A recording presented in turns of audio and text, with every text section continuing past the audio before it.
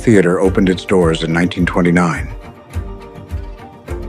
Having hosted theater productions, concerts, comedy shows, movie premieres, high-profile speakers, and more, the Orpheum Theatre has shown versatility. And almost a century later, we ask, how could we transform the Orpheum for the next generation? It starts with immersion. Taking a step back in time, we looked at the Orpheum's original hand-drawn plans. They gave us context of a grand design and an intent to fully immerse the audience. An atmospheric garden oasis was beautifully created in this space. Surrounded by Spanish medieval, Baroque-style architecture, murals of mountains and forests under a deep blue domed sky. It was hailed an architectural and artistic marvel, expressing modern theater at its finest. We were inspired to marry today's technology to that original intent. Taking a step forward, we gathered sounds that are true to Arizona. Mixing and layering hours of recordings, achieving realism to surround our audience. The domed sky is further brought to life, where advanced lighting and visuals are meticulously synced to captured sounds. Witness dusk till dawn and the expanse of our universe. All this magic to honor the Orpheum's original intent for audiences to lose themselves in this garden oasis and be drawn closer to the performance. These efforts are a nod to the Orpheum's history and performances past, present, and future. As stewards of this historic space, we look forward to welcoming you and walking beside you, one step into history, one step into the future.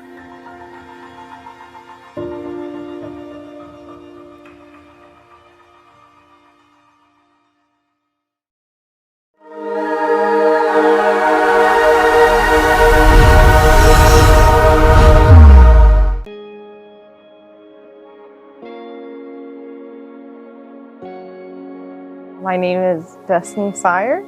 I'm a management assistant in the director's office of the Human Services Department.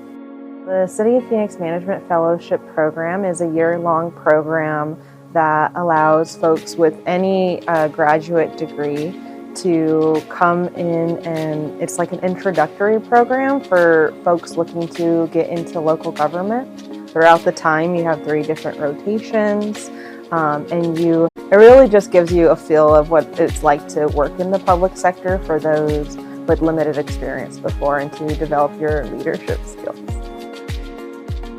You know, my background is largely in social work, so I have my master's in social work and I have my master's in public administration, and so I really wanted to get into macro level work, and it really allowed me to utilize both my social work skills and my public administration skills to a T, especially within this position and everything I was working on during my management fellowship. It was very enjoyable, and I am so grateful for it. Since it's been around for 75 years, you find prior fellows that have been here 25 years plus that started in the fellowship program and are wanting to support you and hear you out and help you. Last year, the City of Phoenix and Mayor Kate Gallego, it was really important for them to focus on mental health, and so us as a department had a community resource fair at our Travis L. Williams Family Service Center, and we brought together over 20 agencies from around the community. We had over 200 people come to the resource fair to get resources. We were able to really cover it all and had a really good turnout for the first time ever. So it was very, very neat. That was probably one of my favorite projects. I feel like the fellowship is so unique where you don't need to come from a public administration background. What I think is important about the fellowship program is that it allows a route for everyone to come in. No matter your background, you could still find your place in the city. And it's important that you do. I just really think the City of Phoenix Management Fellowship is so special for those that are looking to impact their community. And it really puts you in a position to just keep on growing and learning more in your career, especially if you're looking to stay in local government. So what I would say to someone that's applying is just to reach out. We're excited to talk to you, excited to have the community learn more about the program because we're really looking for everyone. We're looking for you, so.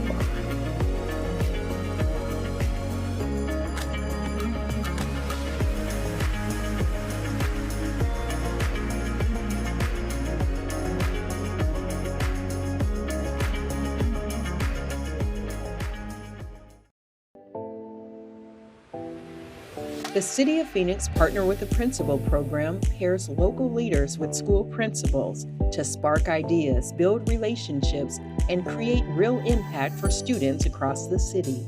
And after a day in the life experience, everyone gathered at GCU to continue discussions on how to turn inspiration into action, building partnerships that strengthen our schools and future workforce. Here's a look at some of those partnerships.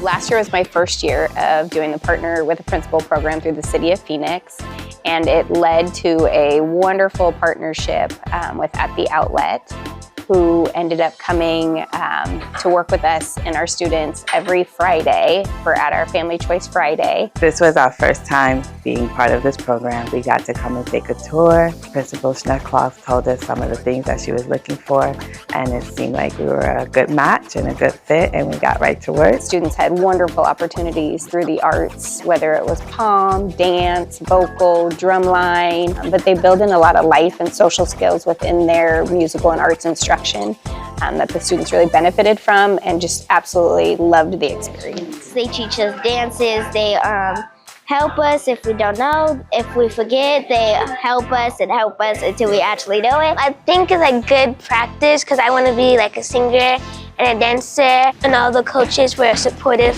and we always had like a performance in front of our parents in the school, and it felt so good because they would clap for us. Once they start seeing that they're good at something, they start excelling at other areas as well because it helps boost their confidence. They weren't just working on the skills of the arts, they were also bringing in that social and character development throughout their instruction, and I think that's where those relationships truly get built. We get to actually practice what we preach, right? And then it's a win-win because we actually saw the difference it made for the students. It led to other opportunities. We were able to do a halftime show for the Rattlers, and some of these students got to do that. I may not have known about At the Outlet, which is a nonprofit literally just right down the street, if I hadn't applied for Partner with a Principal. So it really brings our eyes open to people right in the community, right in our neighborhood that want to support us. And just as the school, we want to support them. I would encourage other businesses to get involved with the Partner with a Principal program so that you can see firsthand what's going on in our public school settings and be part of the difference that the students need.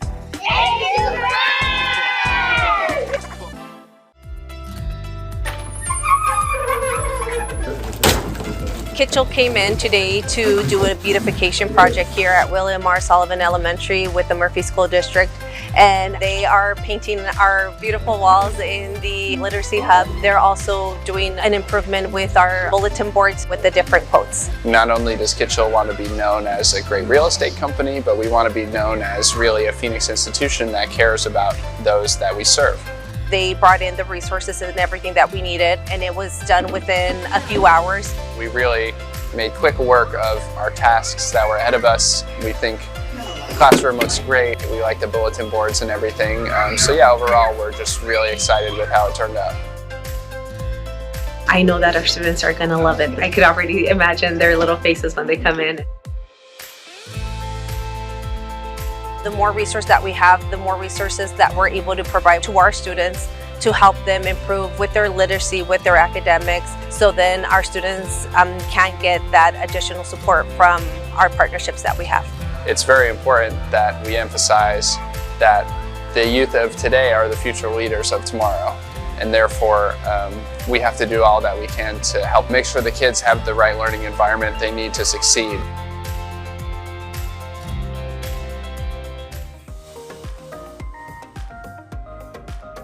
This was a great opportunity to partner with the principal, and it has been wonderful. I have been coming over to Vista College Prep now. It's been 1 year, and it's been amazing working with Principal Roy. She immediately was so supportive, and I'm not really sure what we can provide for you. And she was like, no, it's not about me. What can we do for your school, for your team? I know that some other corporations, they have like a lot of funding and that's available to create all these programs. And I was like, oh my gosh, I would love to do that kind of stuff, but I don't have that. So in talking to Principal Roy, I did say, so what do you guys need? Like, what can we do that's, I guess, inside of my realm? I said our teachers are hungry all the time. We love snacks. I said, snacks? Are you really? She goes, yes. The teachers love snacks because they work long days, hard days, and they're not always able to just go break away and have a meal, especially if they're here, late in the evening. And I said, well, wait a minute now. We can do snacks. I solicited the help of the community, like through LinkedIn, friends, family, Facebook. I'm like, look, these teachers need snacks. They're amazing. They're great. And everybody's like, you know what? I'm donating because teachers do need that extra layer of love. And so it was so easy to get it. So we set up a snack station in the leadership office. That's where it started. And then she said that she had some experience in public speaking and wellness. And I said the other thing that I really think my staff would appreciate is just some self-care tips. We practice many different skills, and we danced and we journaled and we had some breathing exercises. We gave techniques on how to take care of yourselves because we know the teachers are always taking care of the littles, and sometimes it's easy not to just, embrace themselves and say, this is what I need. And then she reached out again, hey, what do you still need? I said, well, microwaves? Microwaves? She goes, yeah, ours are old and, they don't have the numbers. We don't know how long the food has been there. The teacher's like, can we get ones that have like the plate that spins? And I said, you know what? We've got that. We went out and we bought a couple microwaves. I'm so excited that they love the microwaves. That's just proof that sometimes it's just the small things that make a really, really big impact. We've just been really blessed to have LaShonda, and not just her, but again, the community behind her sorority sisters. That means the world to us. I would just encourage anyone, everyone, if you're interested, to participate in this program. It is so important to pour into our young people at a very early age. But with that, we can't pour into them without pouring into the teachers.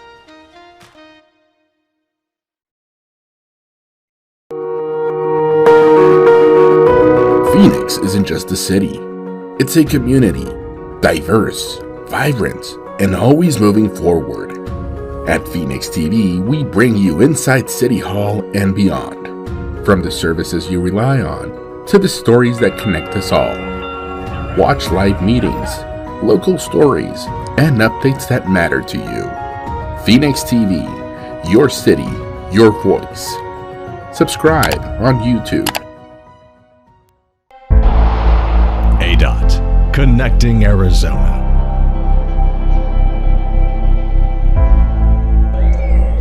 From the snow-capped mountains of northern Arizona to the arid desert and lush farmland of the central and southern regions of our state, Arizona's natural beauty is diverse and breathtaking. Residents and tourists alike certainly enjoy our scenic state. Unfortunately, sometimes a closer look reveals litter. I found a lot of socks. ADOT spends about $8 million a year cleaning up litter along our state highways. Removing litter from our roads and highways is a time-consuming and costly job that threatens to get worse as Arizona's population grows.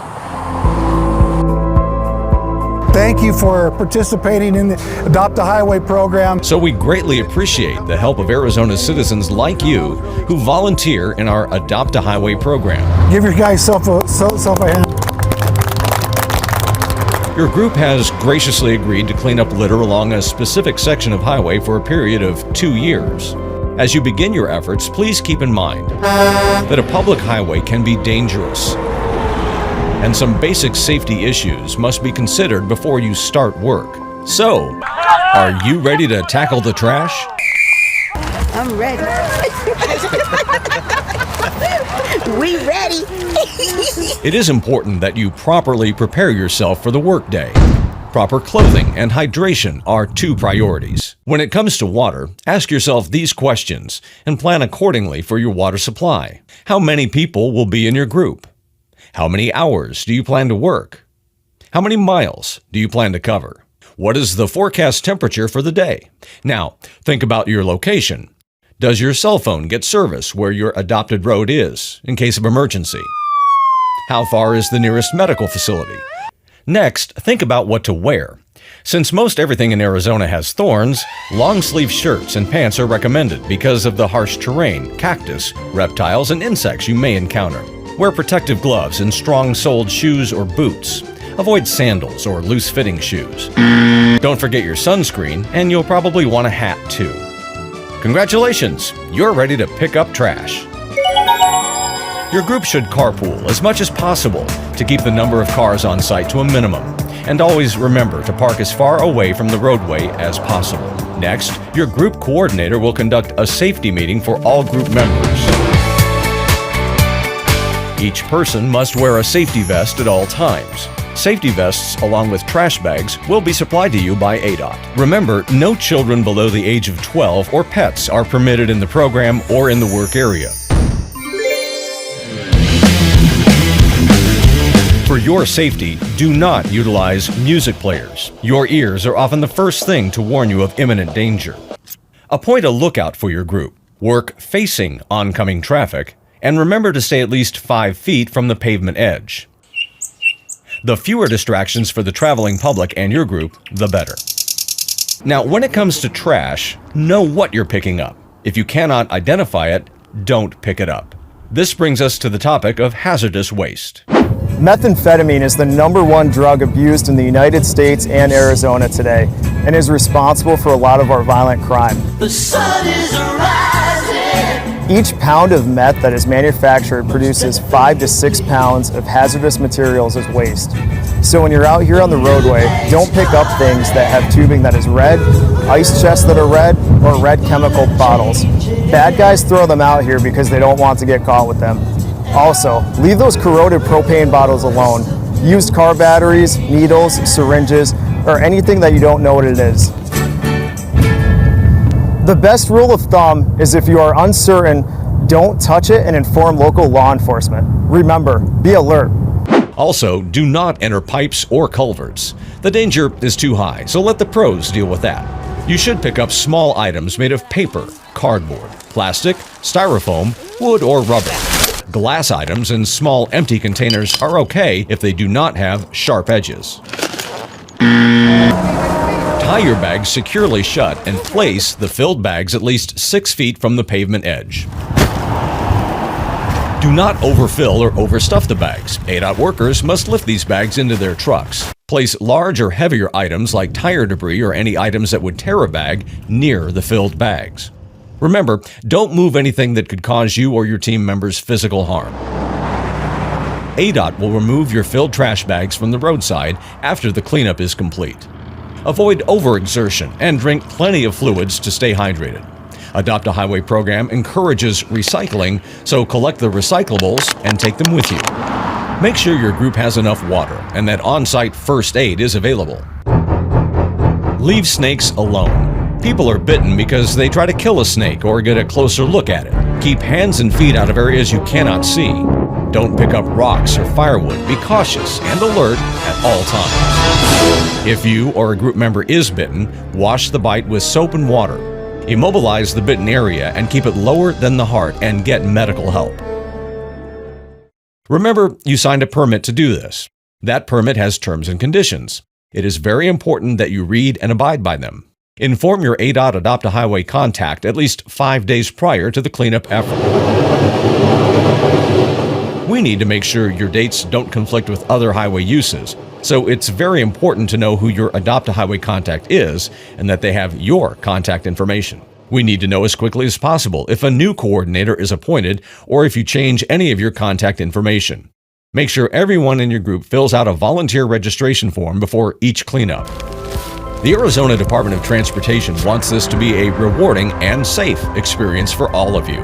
Volunteers like you make this program successful by giving your time and energy to make a positive impact on the environment. Your efforts are appreciated, very much so, not only by ADOT, but also by the citizens of Arizona and the visitors who will enjoy a cleaner state because of your hard work.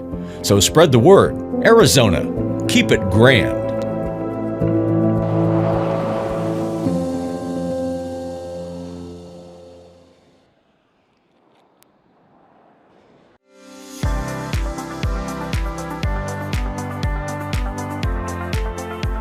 My name is Brian Song.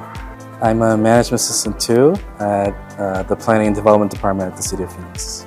The Management Fellowship Program is a year-long program for people that have interest in being in local government or City of Phoenix for that matter, to get to really experience what and how the City of Phoenix works. I was considering a career change into local government, so I felt a little nervous making that jump from academia to practice, and I felt like the Management Fellowship Program was a great way to make that jump, be okay to take risks, but be able to get access to really try to learn and absorb and really do a deeper dive on how local governments work. If I were to describe the Management Fellowship Program, I would say it felt like a classroom where I could really study and engage in whatever I wanted to do, and we had great teachers and mentors that could navigate me through the process. What I really appreciate about the program is that I was given really the fullest level of access to everybody that you could think of in the City of Phoenix, which is a wide range of diversity of people. A lot of great people that we got access to, got to interact with them and really learn from their expertise and receive great advice from them along the way. The Management Fellowship Program really gave me confidence that if I really put my head down and really try to understand how the city works, how things operate, how people operate, I can learn great things and I can achieve great things throughout my career at the City of Phoenix. The City of Phoenix set me up on a career of lifelong learning, which I really enjoy doing. So I'm just going to never run out of opportunities to learn at the City of Phoenix. If you're as curious as I am, if you're excited about learning new things and learning about public service and learning about what local government does to service people, I can't think of a better way than the Management Fellowship Program to do that.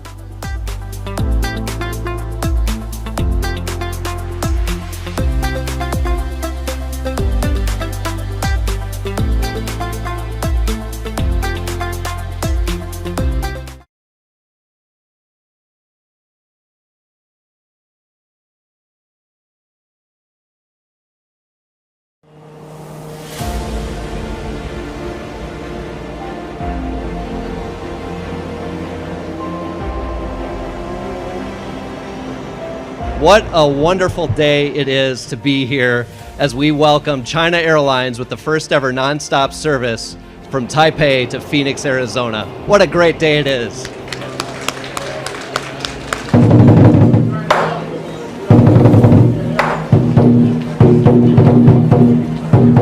It was an honor to be on that inaugural flight from Taipei, Taiwan to Phoenix.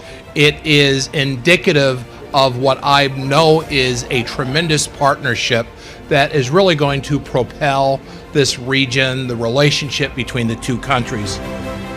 This new route is more than just a connection between two cities. It's a bridge between two dynamic regions. The economic impact of this year-round service is expected to exceed $100 million on an annual basis. Passenger traffic between Phoenix and Taipei has surged by more than 400% since 2019, highlighting the growing demand for this connection. We are thrilled to welcome travelers from the Silicon Island to the Silicon Desert. The future is bright, and this is just the beginning. This flight is not only about tourism, it's about forging more collaboration in our industries, in our technologies, in our exchanges in education, and in all fronts. We truly believe in this city potential and look forward to building even stronger partnership together in here. The milestone is possible because of your dedication. You had the confidence to make sure that this day happened, and I just want to thank you and the entire China Airlines team for allowing us to make that today possible.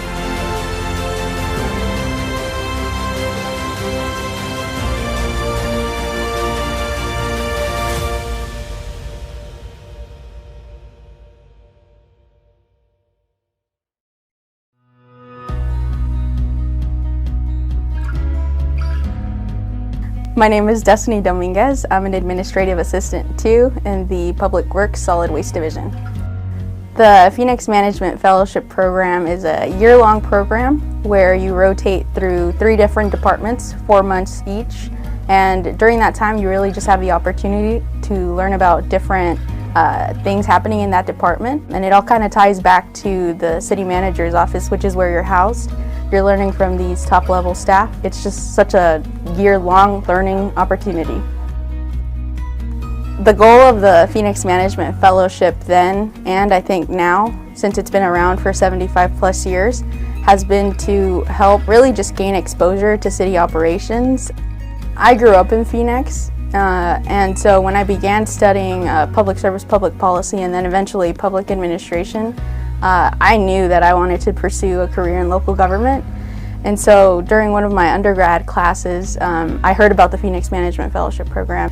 And so thankfully, I got it, really just about giving back to the community that gave so much to me growing up. And then obviously, I mean, Phoenix is the 5th largest city in the United States, largest council manager form of government. Like, who doesn't want to be a part of that? I was seeking a couple of things. I was seeking mentorship, just support, and then experiences that would be able to kind of carry me through my career, hopefully with the City of Phoenix, and thankfully I'm here now today. But that was all here at the City of Phoenix. I think people are often kind of worried about how large Phoenix is, 1.7 million people, 15,000 employees. But truly, you have such a diverse group of people here at the city to learn from, who are willing to just help you get through anything and just willing to be there. So I think that commitment to just building up the Phoenix of tomorrow is what really intrigued me to be here, and I'm so thankful that I'm still here contributing to that. One of my favorite memories is really the community budget hearings, sitting in on those, listening to the community. The staff was always willing to listen. Them just being able to kind of have those conversations with them was really, really good to hear. Interacting with field staff, just administrative staff on a day-to-day basis, and the incredible executive team that we have here at the City of Phoenix, it's unparalleled. Having gone through the program, through that entirely crazy year, has prepared me now here, because the amount of connections that you have, the amount of resources that you're able to provide that a lot of people aren't aware of, I think it's a big benefit to me. I knew coming into the program that this was my calling, but now I know more than ever that it is. And I'm so thankful to be here at the City of Phoenix. Phoenix has it all, and this is the place to be. Who wouldn't want to be here at the Phoenix Management Fellowship Program?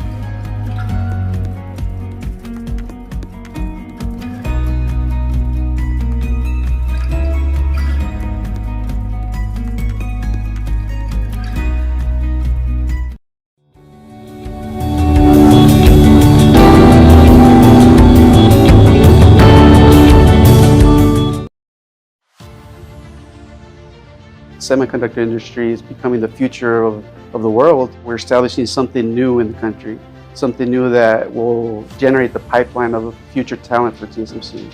Who doesn't want to be part of probably the biggest company that's coming? And plus, I really needed a career, and thankfully I've found my career here.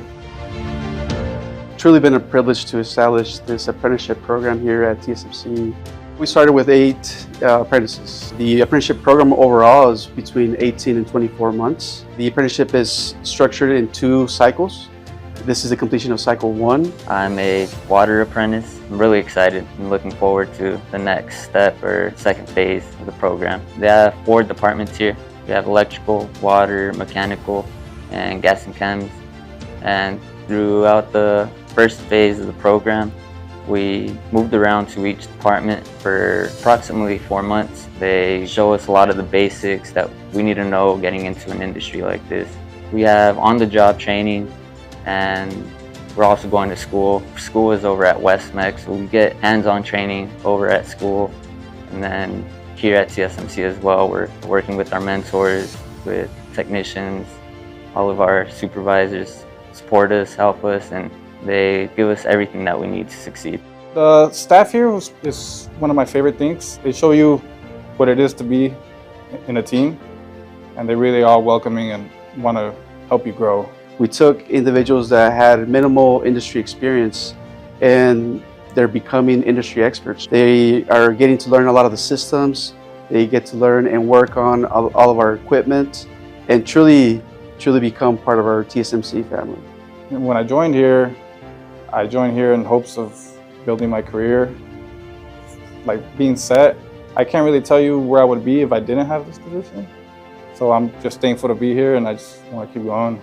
We are receiving a journeyman's card through the City of Phoenix. They work with TSMC, and it's the first of its kind in the nation.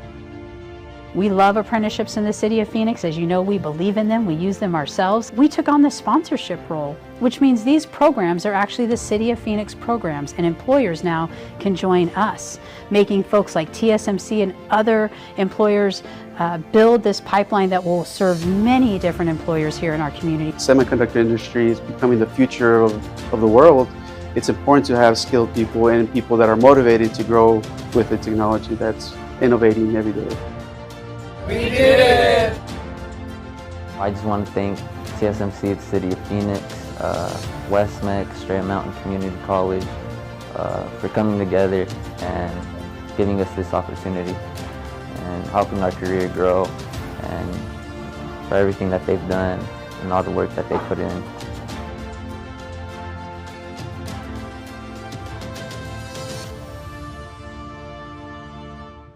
Up until 1889, the majority of the water that was used by Phoenicians came from the actual original canal that went through town.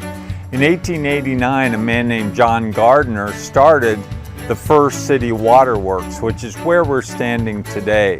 Water was delivered to this very spot at Verde Park by a redwood tunnel that extended for 30 miles to the east and the northeast. Part of the city waterworks in 1938 was this pump house. It was built with the intention of being an emergency pump house. Water has always been an important element of thriving in the Valley of the Sun. This pump house represents one of the few remaining structures.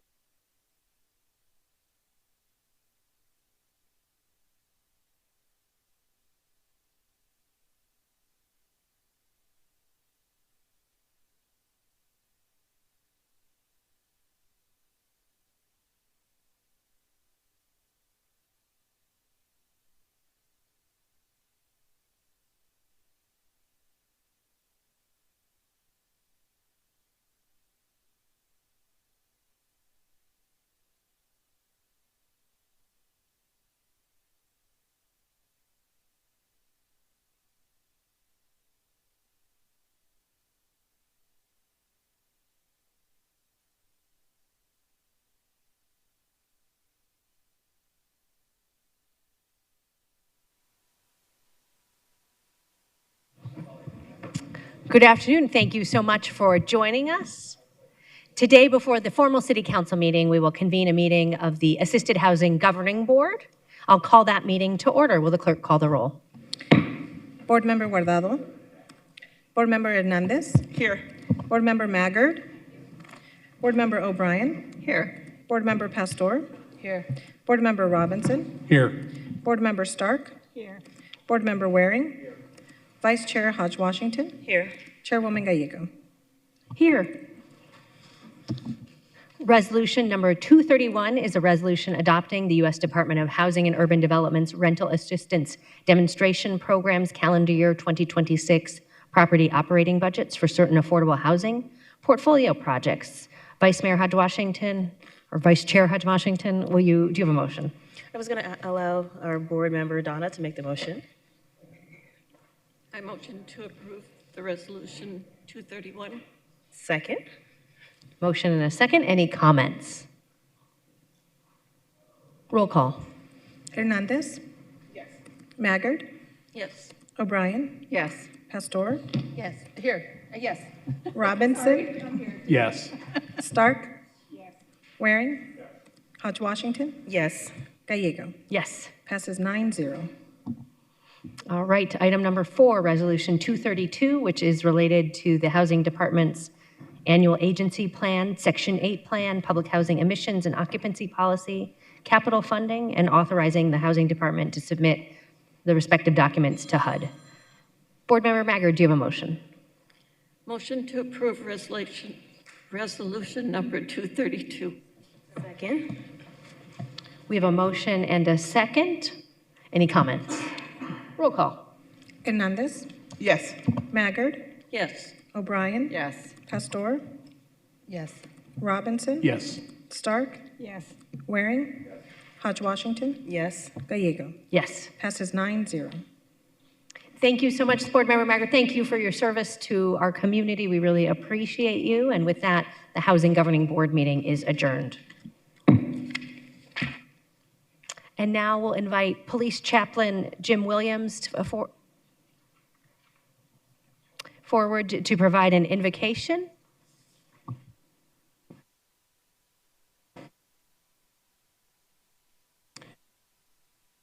Madam Mayor and Council and staff, thank you so much for your dedication, your time, and support.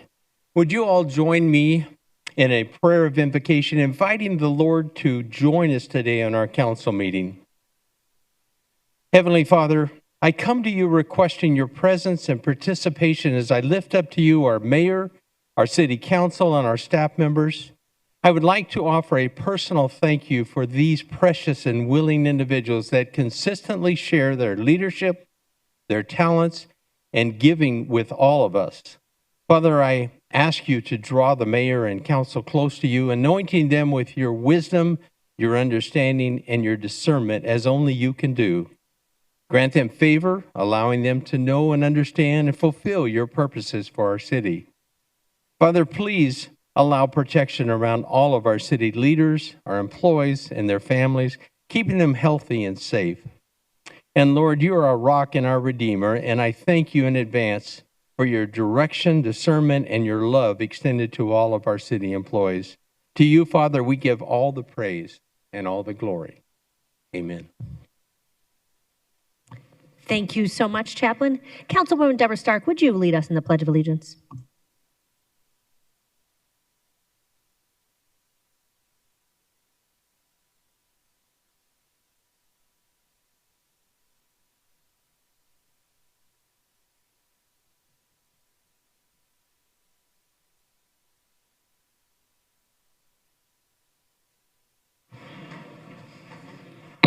We'll now call to order the formal meeting of the Phoenix City Council. Will the clerk call the roll? Councilwoman Guardado. Councilwoman Hernandez. Here. Councilwoman O'Brien. Here. Councilwoman Pastor. Here. Councilman Robinson. Here. Councilwoman Stark. Here. Councilman Waring. Here. Vice Mayor Hodge Washington. Here. Mayor Gallego. Here. Mario Barajas and Elsie Duarte are with us to provide interpretation. Mario, would you please introduce your team? Yes, Mayor, thank you. Good afternoon. As already mentioned, my name is Mario Barajas. I'll be serving as an interpreter for Spanish speakers together with Elsie Duarte.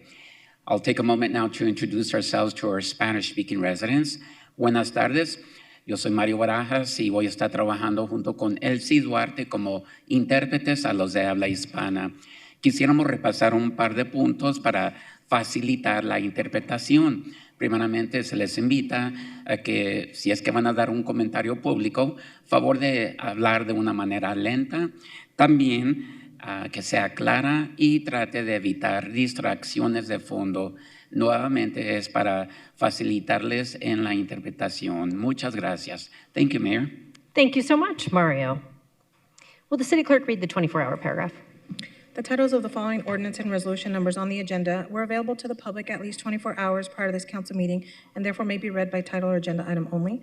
Ordinances number G7484 through 7496, S52633 through 52676, and Resolution 22365. Will the city attorney please explain the role of public comments? Yes, thank you, Mayor. Members of the public may speak for up to 2 minutes to comment on agenda items. Comments must be related to the agenda item and the action being considered by the council. General comments that go beyond the scope of the agenda item should be made during the citizen comment session at the end of the agenda. The city council and staff cannot discuss or comment on matters related to pending investigations, claims, or litigation. Additionally, any member of the public who appears before the council in their capacity as a lobbyist must, as required by Phoenix City Code, disclose this fact before addressing the council. The City Code states that speakers must express their comments respectfully and courteously. Use of profane language, threats, or personal attacks on members of the public, council members, or staff are not allowed. Such comments are disruptive and unrelated to the council's business. Any person who violates these rules may lose their opportunity to speak further and could be asked to leave. Thank you. Thank you so much, Julie. Boards and commissions. Vice Mayor, do we have a motion? Motion to approve mayor and city councils, boards, and commission nominations. Second. We have a motion and a second. All those in favor, please signal aye. Aye. Any opposed, nay? We will now conduct a swearing-in. Sorry, Mayor.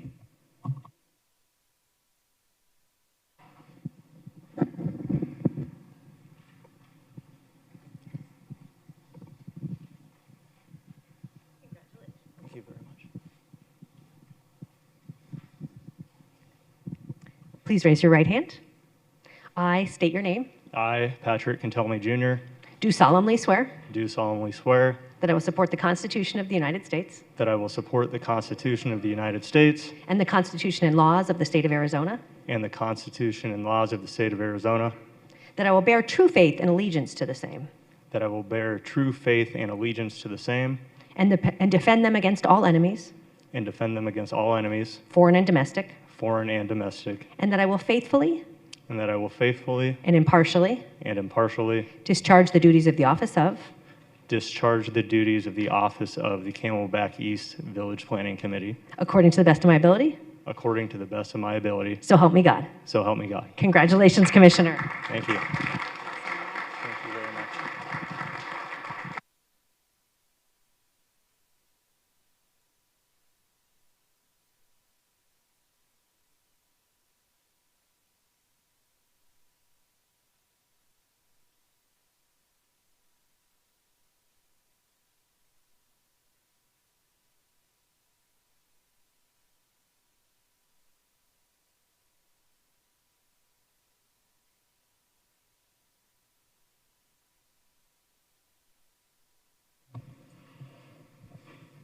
Congratulations, Commissioner, on your unanimous vote. We will now go to the liquor license portion of our agenda. The City Council provides an advisory role to the state of Arizona. Vice Mayor, do we have a motion? Motion to approve items 2 through 13. Second. We have a motion and a second. All those in favor, please say aye. Aye. Any opposed, nay? Passes unanimously, and perhaps of interest, that includes the liquor license for the Phoenix Final Four Organizing Committee. So looking forward to welcoming that great sporting event to the city of Phoenix at the beginning of April. City Clerk, we ready for ordinances, resolution, new business planning and zoning? Yes, Mayor. Vice Mayor, do we have a motion? Yes. Motion to approve items 14 through 78, except the following: items 27, 30, 55, and 78. Noting that item 27 is as corrected per the memo from the city attorney dated March 4, 2026. Item 51 is as revised. And can the clerk confirm if there are any other items that should be excluded for in-person public comment? Yes, Mayor, Vice Mayor, no other items to exclude. Second. Motion and a second. Roll call. Hernandez. Yes. O'Brien. Yes. Pastor. Yes. Robinson. Yes. Stark. Waring. Hodge Washington. Yes. Gallego. Yes. Passes 8-0. Lots of important items, from investments with Phoenix Children's Museum to partnerships with Child Help Today's agenda also includes 273 housing units, of which 162 are affordable. So, big meeting today. Next, we'll go to item 27. Vice Mayor, do we have a motion? Motion to approve item 27. Second. We have a motion and a second. I'll allow folks to clear for a moment, and then we can discuss item 27.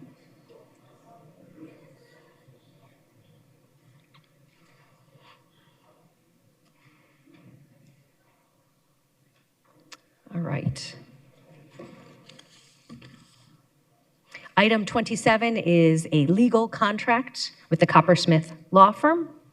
Here in Phoenix, our city council is committed to doing what we can to protect our residents in the event that the federal government does here what they did in Minnesota: massive civil rights violations, violence against innocent people, and zero respect for the rule of law. An essential part of our efforts to protect our residents is to make sure we have the right team on our side if we take legal action against the federal government. That's what this item does. By hiring Coppersmith Brockelman with lead attorney Bo Dole, we're hiring experienced lawyers who have handled complex federal issues on an emergency basis. Bo knows these issues well. She's the former general counsel for the governor's office, the former general counsel for the Secretary of State, and in those roles, she worked to protect the rights of Arizonans. She's a champion of Arizona's immigrant community and one of the founders of the Phoenix Legal Action Network, which works with and advocates for immigrants. And she herself knows the journey that so many immigrants have taken in our country. Her own family came to the United States as refugees. We'll be taking many more actions as we prepare for potential federal overreach, but this is an important one, and I want to thank my City Council colleagues for their support on this item. I'll next turn to Councilwoman Hernandez and then Vice Mayor Hudge Washington. Thank you so much, Mayor. Just have a few questions probably start with Ed here, maybe Julie, if you want to chime in. The packet outline that we are bringing on this legal counsel to provide services outlined in the Community Transparency Initiative, and just want to make sure that that is the correct understanding. Yes, Mayor, members of council, Councilmember Hernandez. So yes, we did bring on this firm to address the directive that was approved by the mayor and city council on February 10th work study, and also to advise Phoenix as needed and if it becomes necessary to bring or defend against litigation related to these issues or related responses. Okay, thank you so much, Julie. And just for my clarity and the clarity of the community, what risks have been identified by our legal team that necessitates outside counsel? So, Mayor, members of council, I think it's more of an issue of helping to advise us on some of the directives that council had passed. We were asked to also look at staging and look at a number of different areas. So each of those might involve some legal risk or some legal questions that we needed to help evaluate. Okay, thank you. So that was actually going to be my next question, but you kind of covered part of it. So I want to make sure that the community understands that they are going to support, or I guess the question would be, are they going to support our legal team as we prepare for ICE and Trump as outlined by the Community Transparency Initiative? Mayor, members of council, Councilmember Hernandez, that is correct. Okay, thank you so much, Julie. And you know, I think it is very important for us just to be very clear with our residents that we do take these preparations and the response to ICE and Trump very seriously. So thank you just for sharing that. I know as we have we will be having further conversations as the initiative rolls out between now and March 25th, I believe. But I am glad to see that we are moving on the legal front just to be prepared as we have seen actions in other cities. And I just want the communities to understand how serious we are taking this matter. So I'm really looking forward to working with my colleagues and the mayor on how we can protect our residents moving forward in the strongest way possible. So thank you so much. Thank you, Mayor. Thank you so much. Vice Mayor Hudge Washington. Thank you, Mayor. I just wanted to echo some comments. I think this item represents the city taking an important step in advancing the Community Transparency Initiative that Council directed staff to develop. Transparency builds trust, and when residents feel informed, included, and heard, confidence in local government grows stronger. This contract will help provide the legal and structural framework necessary to ensure that the city's efforts are thoughtful, legally sound, and sustainable.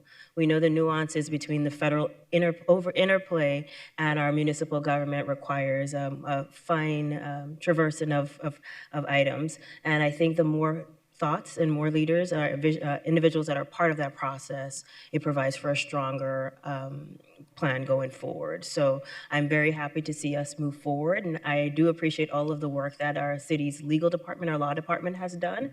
But I think this is just us continuing to fortify that foundation that we've had to ensure that our residents feel safe and protected. The fear and frustration that some of our residents feel with what we're seeing in other parts of our country as a result of our federal administration, I think this is a good one of our good first steps to show that we are trying to figure out all available avenues. So I think this is something that I think it's a foundational to good governance and to restoring the public trust. So thank you, Mayor. Thank you. Roll call. Hernandez. Yes. O'Brien. Yes. Pastor. Yes. Robinson. Yes. Stark. Yes. Waring. Hodge Washington. Yes. Gallego. Yes. Passes 7-1. Item 30 is next. Will the city clerk read the title? Item 30 is for Ordinance G7496, an ordinance delaying the effective date of Ordinance G7467 to June 1st, 2026. Vice Mayor, do we have a motion? I'm sorry. Okay, motion to approve item 30. Second. Thank you. We have one speaker, and this would be on the matter of the continuance, not the substance. Brian, the floor is yours.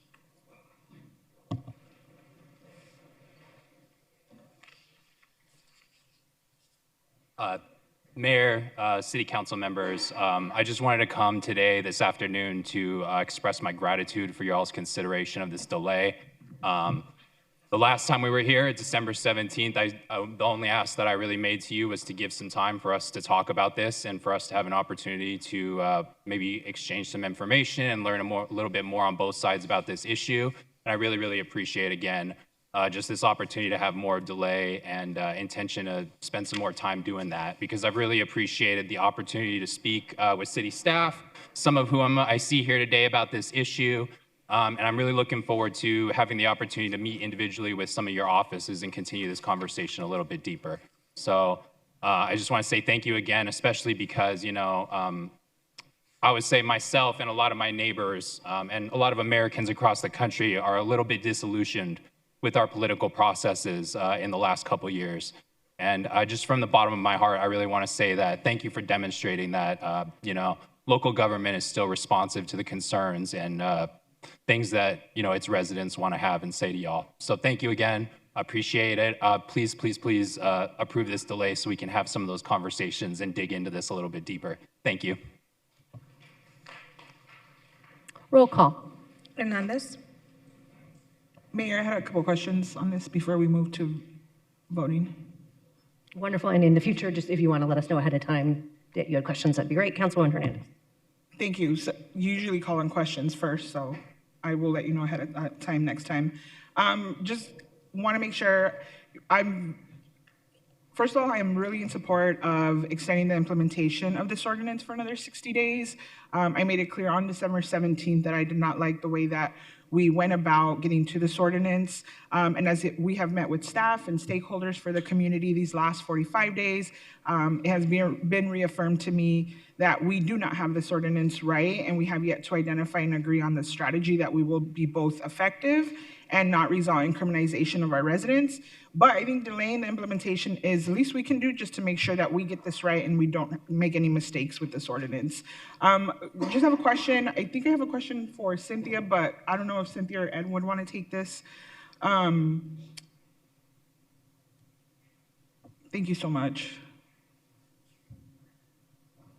Have we explored or done any studies or analysis on how much it would cost to increase staffing at parks to specifically tend to the cleanup and the trash concerns that we heard in a lot of the conversations on the park grounds? Good afternoon, Mayor, members of the City Council, Councilwoman Hernandez. We've not done a study around that yet. That is certainly information that we could look into. Okay, thank you. And I wanted to ask that because I know a lot of the concerns that I heard since December and through now, a lot has been centered on needle collection and trash being left behind in the parks, which decreases the experience our residents have at our parks. So for me, I'm trying to think of like, what is another solution that we can do that would maybe look like hiring even part-time help to help keep our parks clean. So glad to hear that, you are open to that. So would we be able to do that study as we delay this implementation on the ordinance, just to look at a cost analysis on what that could look like? Sure, Mayor, members of the City Council, and Councilwoman Hernandez, we can certainly look at, based on the positions we have in parks currently, such as our groundskeepers or other staff that clean parks, what it could take to enhance the service levels that we currently provide in terms of cleaning. Okay, thank you so much. Okay, that was the only question I had. Thank you. Roll call. Hernandez. Yes.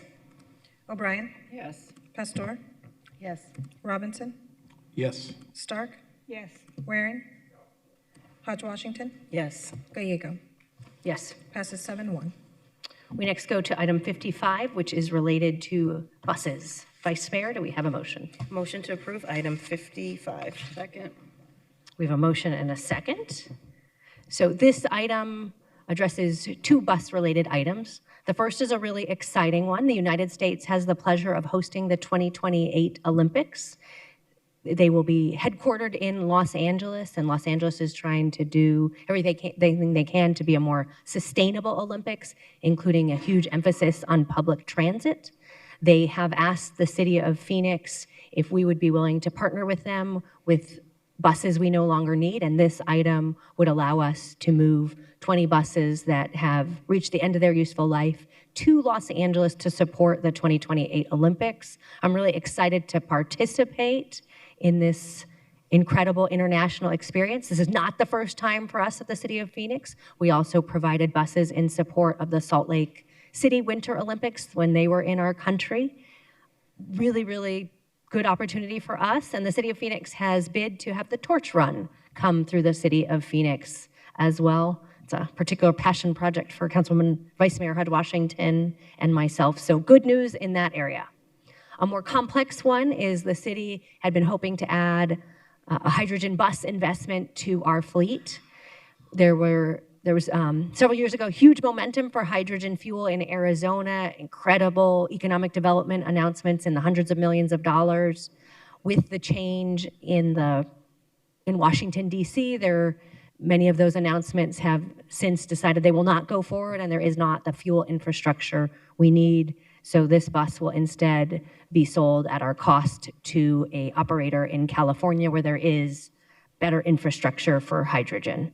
So I look forward to supporting this item. Does anyone wish to comment? Vice Mayor. Thank you, Mayor. Just wanted to say quickly, I think this is a really interesting opportunity for the city to be a partner. The Olympics represents teamwork and partnership, and for us to be able to help our colleagues in California as they prepare for the Olympics is very exciting. Cool. And thank you to everyone on my team and public transit and others who have been working so hard on this item. Roll call. Hernandez. Yes. O'Brien. Yes. Pastor.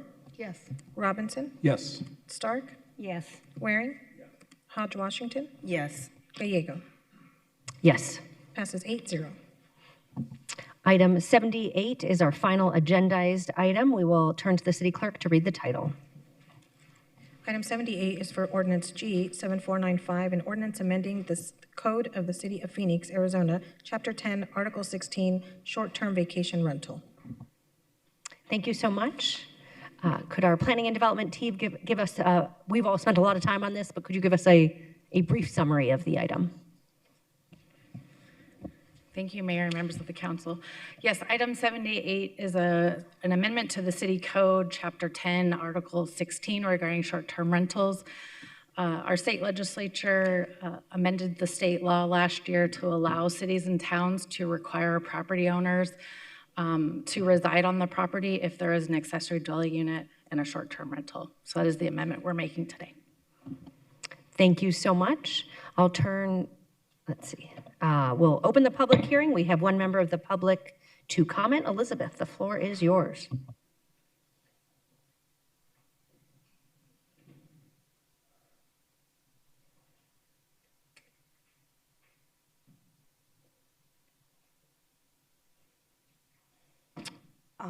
I just think that it's I'm going to be straightforward and say that I haven't necessarily read the entire text, but I think it's good to regulate the short-term rentals because they inflate the housing market. You don't necessarily have the ability to lower rents or do rent control or whatever, but I think that whatever you can do to regulate the short-term rentals and extract value from them, I think is the most important thing.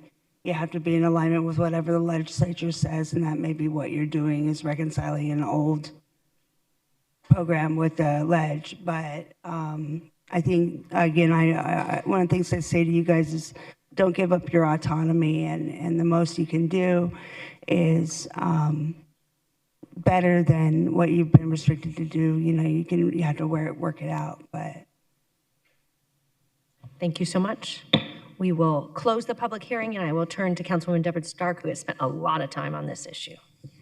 Thank you, Mayor. And just a quick comment before I make the motion. I had a chance to talk to Kate Bauer, who heads up the Arizona Neighborhood Alliance. This group advocates for responsible regulation and use of short-term rentals, and they're very grateful for what we're doing. They see this as a potential of curtailing some of the party houses that we have out there. And with that, I will make a motion to approve and adopt the related ordinance. Second. We have a motion and a second. Comments? Roll call. Hernandez? Mayor, may I explain my vote? Please do. Thank you. Just want to highlight that it's important to get in line with state statute, but also I'm hoping that our state partners see the necessity to continue to work on this issue so that we can put more guardrails around short-term rentals. So as we are still in the middle of a housing situation, just attainability for folks. So I'm glad to see that I am committed to continue to working with our state partners on this, push them to let us do more around short-term rentals and just really keep our foot on the gas on this issue. So thank you so much, and I vote yes. O'Brien? Yes. Pastor? Yes. Robinson? Yes. Stark? Yes. Waring? Yes. Hodge Washington? Yes. Gallego? Yes. Passes 8-0. Wonderful. Thank you so much. That is the conclusion of our agendized business, and then we will move to the final portion of the meeting, which is our public comment, and I'll turn back to our city attorney. Would you introduce this portion? Thank you, Mayor.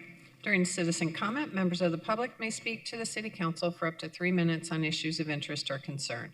However, the matters addressed must be within the jurisdiction of the Phoenix City Council and on which the Council has the authority to act. The citizen comment session is limited to 30 minutes. The Arizona Open Meeting Law allows the City Council to listen to comments that prohibits council members from discussing or acting on the issues presented. However, council members may respond to criticism. Thank you. Thank you so much. We'll begin with Crystal Anderson, followed by Michael Cornutter.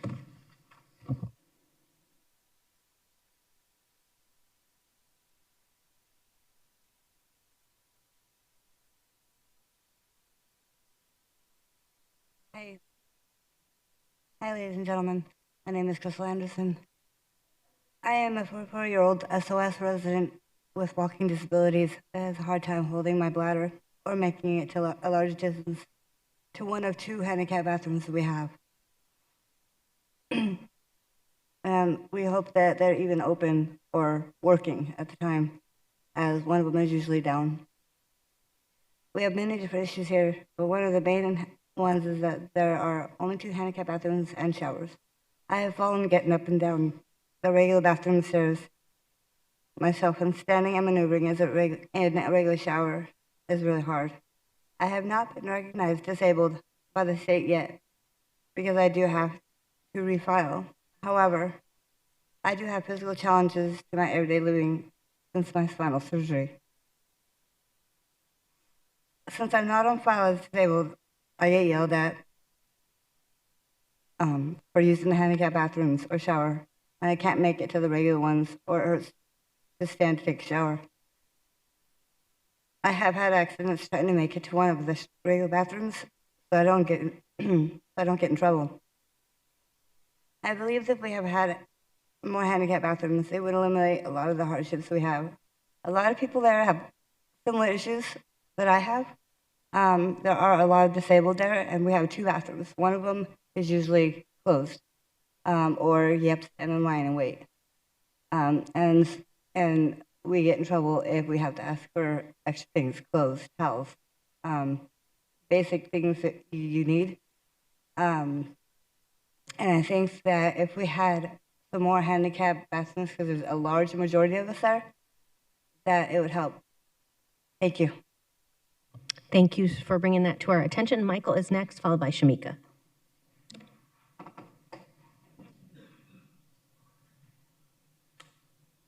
I'm Michael, and SOS is not a bad place. It just needs some slight improvements, like water during the winter time, even sometimes.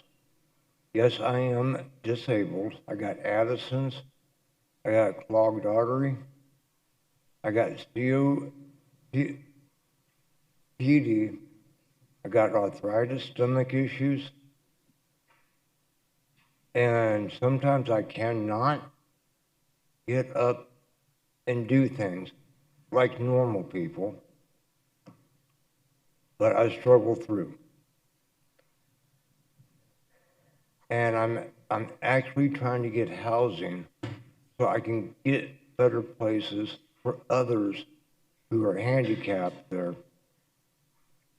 So we don't have to sit and wait for things. And she is right, more handicapped restrooms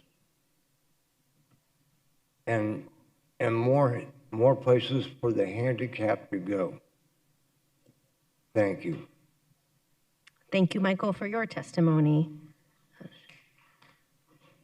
Shamika is next, followed by Eric.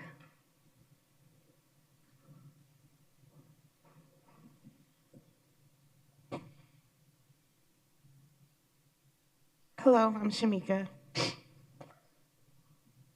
Sorry, I'm really sensitive and get emotional. I'll try. Okay.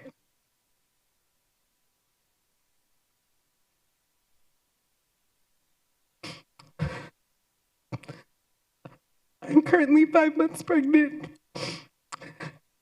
and I have multiple sclerosis.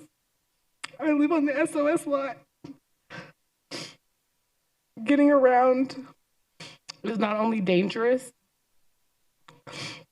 but it's nearly impossible to get to the restrooms. There's 250 people there. You walk a quarter mile just to go to the restroom. You wake up, you're eating slop. Doesn't matter if you have diarrhea. There's only one place you can go to the bathroom, 2 if you're lucky. You're already dealing with that. And then it's unsanitary. Like, as I said, I'm pregnant. I'm trying to stay well. I'm trying to get off the street for my baby. You get ridiculed, you get blamed, your bed gets threatened. If you go and you talk to the only people that do have the power on campus. I went and told them someone messed up the bathroom and it was just, oh, that's gross. Okay, go back over there. We've all lived through a pandemic. We know how important it is for clean hands. They've turned off all the water. None of the bathrooms have running water. So we can't wash our hands. We don't have water to drink. We're outside in 110-degree heat, and there's nothing to drink. And we know that hygiene saves lives. They removed the doorknobs from the bathroom doors. I have been sexually victimized before. Your privacy during that time is essential. That's oxygen, that's safety. To be sure that no one is in the bathroom, that all people don't knock, they just open. And when there's no doorknob, there's nothing to be like, hey, I'm in here. When I got there, they had doorknobs and they had locks. that's no longer, you can't even have a doorknob, and it doesn't lock. So anyone can walk in at any time. The appointments, you're just left there. You're just left there. They will help when you first get there, and then you don't see them again. You have to chase them to make an appointment. It's inconsistent. There's no oversight. They don't have a meeting. Like, there's no consistent information. You ask the same question to 5 people, you get 15 different answers. Thank you very much. Thank you for this testimony, and my team is going to follow up with the Office of Homeless Solutions on this. Eric is next, followed by David Roy Morgan.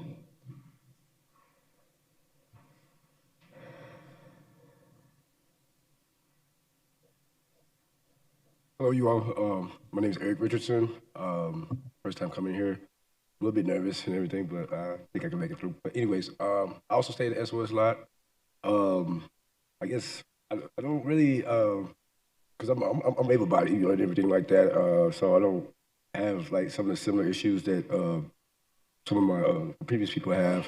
Even though I will vouch as far as the restroom, it is an issue with the restrooms and everything. I've seen that. Even with myself, I have a little bit issues even getting there myself, me being able-bodied, but that's the least of my matters or whatever. My thing is try to get out my situation and having programs to help me to get out of my situation and get housing and everything. I feel like, because I'm 45 basically, and I feel like a lot of these programs that I guess that are provided for us, it's usually I'm like either too young or I'm not old enough to get into them or whatever, basically. And I feel like there should be more programs for people like around, in my age group, I guess, you know, like in the 30s or 40s, you know what I'm saying? Like, because like I said, it seems like there's not that many, you know what I'm saying? Like I said, either I've got to be 10 years older or 20 years younger or whatever. And I'm hoping 10 years from now that I'm not even in this situation even to worry about some of the programs that are out there for us me being older or whatever, basically. But I just would like to see if maybe y'all could have more programs as far as like housing and how to get out of my situation, basically. And that's about it. Thank you.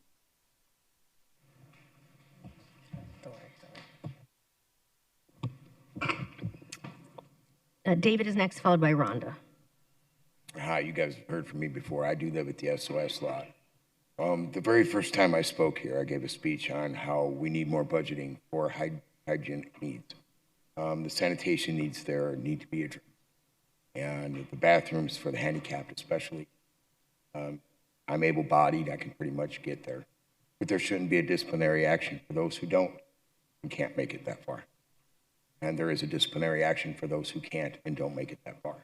That's not fair to them. If you're not going to provide the bathrooms, stop the disciplinary, period. There's a lot of things that are the SOS lot does do for the community as well as for the homeless. I no longer, you know, am here to advocate for closing it down, keep it open. 250 people are off the street. We're being fed. It may not be the best food in the world, but it's food. And, you know, the water issue is a huge thing. Our basic necessities of life for our shelter should be met. Currently, the water filter that we drink from in the day room is on red. That means it's not drinkable. It's on a 3-light system. Green means go, yellow means caution, red means don't drink.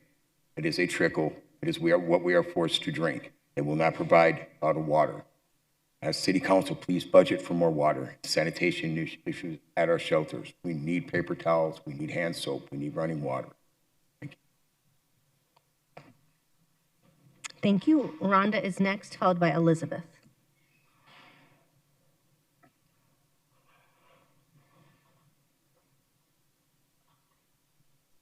Good afternoon, ladies and gentlemen. Thank you for taking the time to hear us today. My name is Rhonda Savage, and I'd like to address the absolute necessity for the hygiene of the paper towels and the soap. All of us here know how important it is to wash our hands after we go to the bathroom. We're not able to. We have no soap. And what soap we might find is covered in matter that I don't want to discuss right here. I don't know how to impress upon you how important it is for the majority of us to be clean. None of us want to be here. We didn't all ask to be at the SOS tent. Thank God it's available. but we still need the basic hygiene of soap and paper towels. Thank you. Thank you, Rhonda, for that testimony. Elizabeth is next, followed by Robert.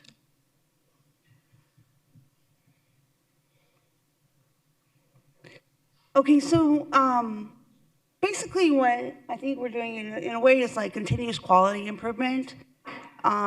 We want to make sure that the facilities that you're budgeting for, are appropriate and adequate for the needs of the people that are there, and I think the sanitation issue is the number one biggest complaint that I've heard of on the SOS lot.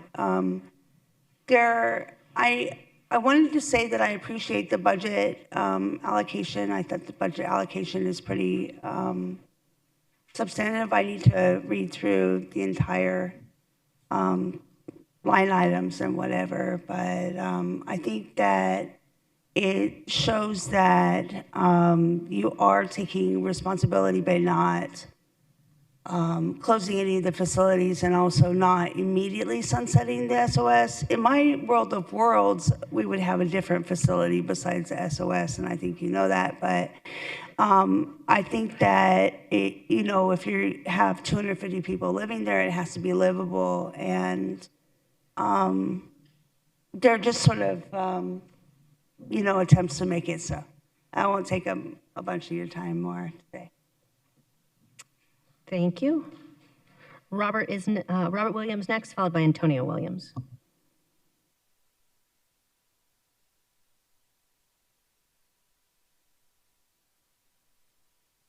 My name is Antonio Williams, and I just wanted to say a couple of things.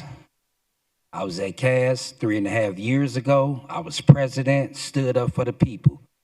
These polices, they know who I am, and I don't think I got to say, I'm gonna keep fighting for what's right, because it don't make no sense how homeless people get harassed. I got robbed for $500. Phone got stolen. Everything got taken.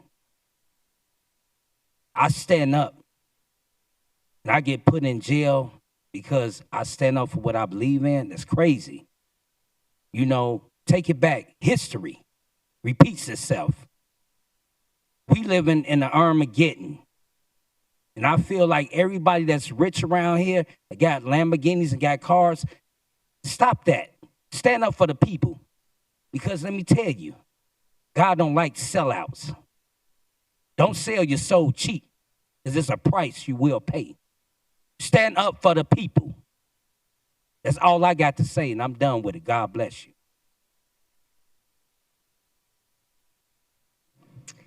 And did Robert Williams want a chance to speak? Robert, could you sort of signal if you're still with us?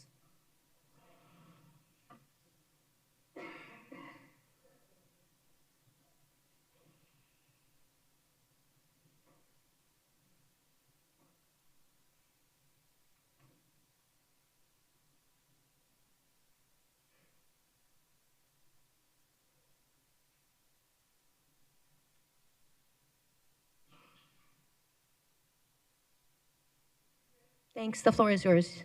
You're welcome to speak.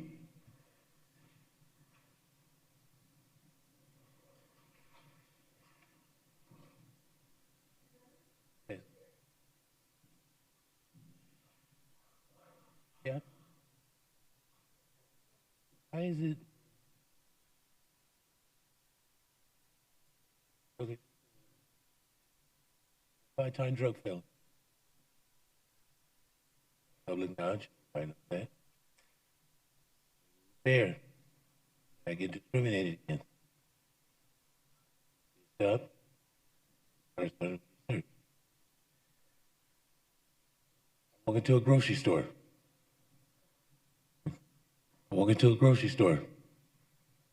Is it fair for that manager to run up to me and check my pockets? I haven't stolen nothing. I don't even get an apology.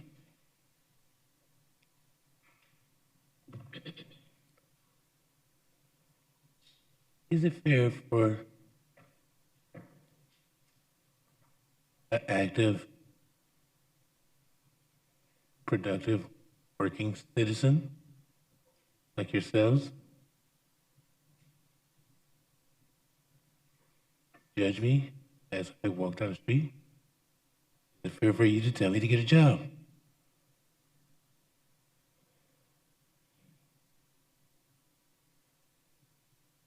Is it not discrimination when you say little slick comments like bum, loser? I've heard worse.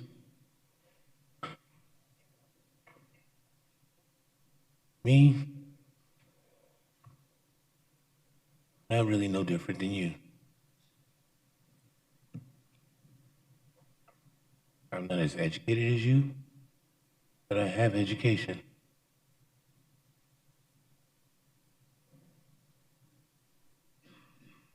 I consider myself self-employed. Why do I say that? I told this guy one time I was flying a sign, and he asked me, why do you consider that employment? Like, you think about it. By definition, I'm advertising, marketing, and sales.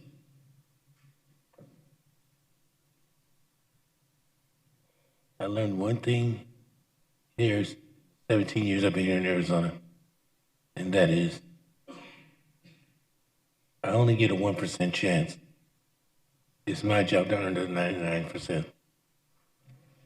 I'm going to do that. Thank you.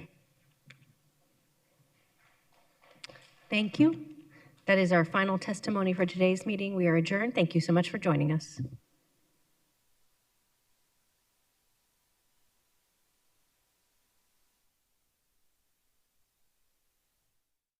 To be announcing the opening of this telemedicine hub here today. And as Tracy said, potluck stands for